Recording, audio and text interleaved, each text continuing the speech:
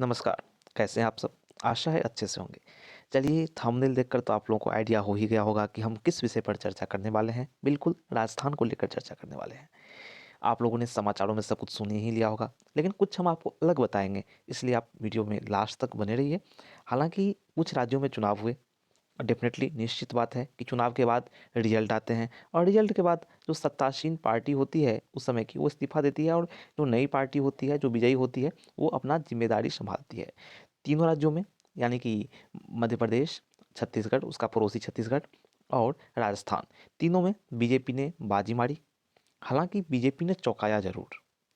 हर एक राज्य में बीजेपी ने चौंकाया है, चाहे आप छत्तीसगढ़ की बात करें या फिर आप आएँ मध्य प्रदेश, मामा जी की विदाई हो गई यानी कि शिवराज सिंह चौहान नहीं रहे पद पर, उनकी जगह नए व्यक्ति आए हैं और वो भी यादव समाज से हैं, तो ओबीसी को साधने का भी बीजेपी एक मौका सोच रही है कि मिल जाए। जिस प्रकार से महागठबंधन जो है बीजेपी के लिए चैलेंज बन के सामने आया है। और आप दूसरी बात देखें यहाँ पर अभी हालिया जो बात है वो है राजस्थान का। राजस्थान में जिस प्रकार से भजन लाल शर्मा जो कि तस्वीरों में आपको दिख रहे हैं, इनकी ताजपोशी हुई है। तो इनके बारे में जानते हैं कि बीजेपी ने किस प्रकार से चौंकाया है, क्या चौंकाने वाली बातें यहाँ पर रही हैं। आप देखिए बीजेपी को इस विधानसभा चुनाव में आंकड़े की बात करते हैं 199 में से 115 सीटें मिली हैं और इसके बाद जो मुख्यमंत्री बने हैं भजनलाल शर्मा और दो जो है डिप्टी सीएम भी बने हैं, उप मुख्यमंत्री बने हैं दिया कुमारी और प्रेमचंद्र बैरवा बैरवा।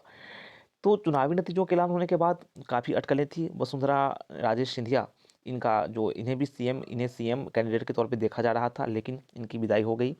और भी कई सारे नाम थे, लेकिन इन्हीं नामों पर एक तरह से सर्वसम्मति नहीं बन पाई या फिर कहें केंद्रीय नेतृत्व को मंजूर नहीं था और कोई नाम उन्होंने एक नए उभरते चेहरे को मौका दिया है। हालांकि ये विधायक तो पहली बार बने हैं, हालांकि संगठन में इनका काफ़ी बड़ा अनुभव रहा है। भजनलाल शर्मा जो चुनाव जीते हैं ये सांगानेर से चुनाव जीते हैं, पहली बार विधायक बने हैं। हालांकि वह संगठन का एक तरह से प्रमुख चेहरा रहे हैं, पार्टी के संगठन मंत्री रहे हैं, केंद्रीय मंत्री अमित शाह के करीबी माने जाते हैं और भरतपुर के रहने वाले हैं। इनकी उम्र है 56 साल। ये जो है राजस्थान विश्वविद्यालय जयपुर से राजनीति शास्त्र में एमए की डिग्री धारक हैं।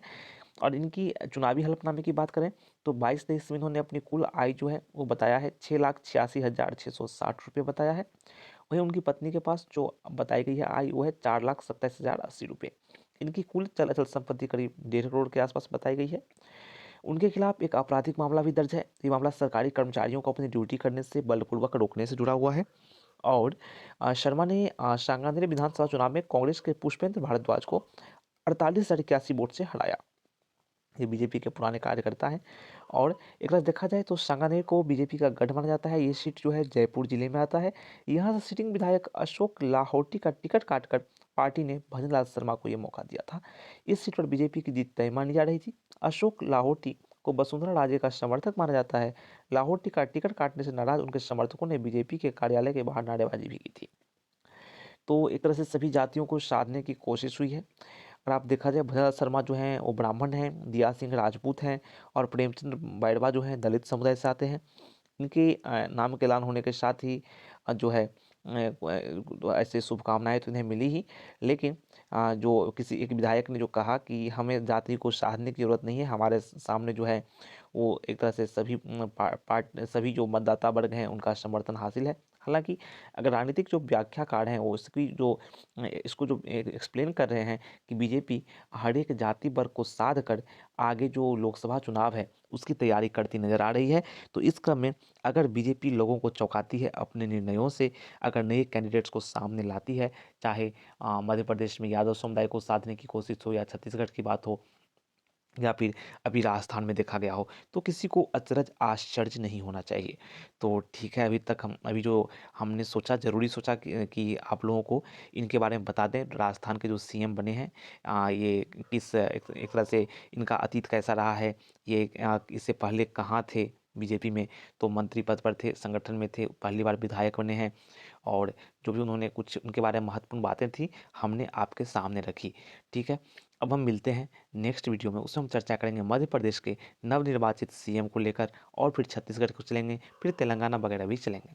तो फिर मिलते हैं आगे, तब तक के लिए नमस्कार, थैंक यू।